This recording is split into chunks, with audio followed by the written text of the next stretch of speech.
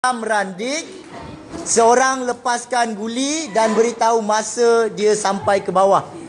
Okey, boleh mula buat eksperimen ni dari 5 buku. Okey, boleh mula sekarang. Okey, bagi tahu masa kepada kawan. Berapa masa yang kamu dapat? Okey, tuliskan dalam masa yang diambil tu. Praktis.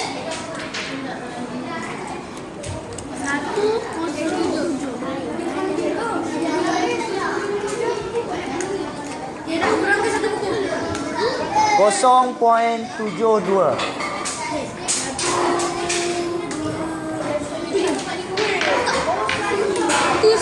1.19. Okey. Kemudian kurangkan lagi satu buku. Okey. Manakah bilik tersebut?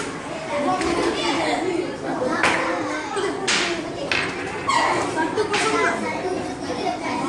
Kau silap buat tadi.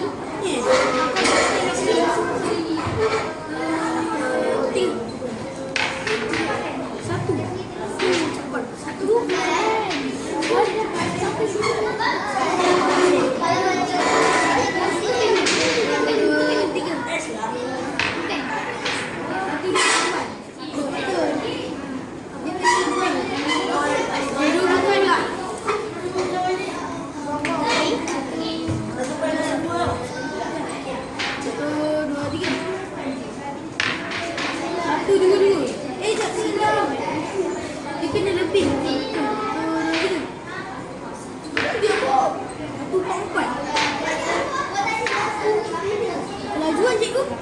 Okey, kelajuan nanti kita akan kira. Buat hipotesis.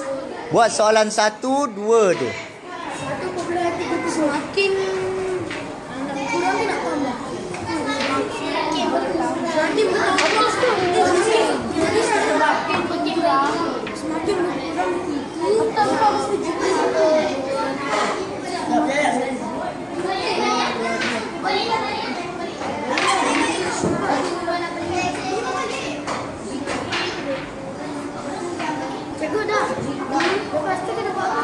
Jawab soalan dia.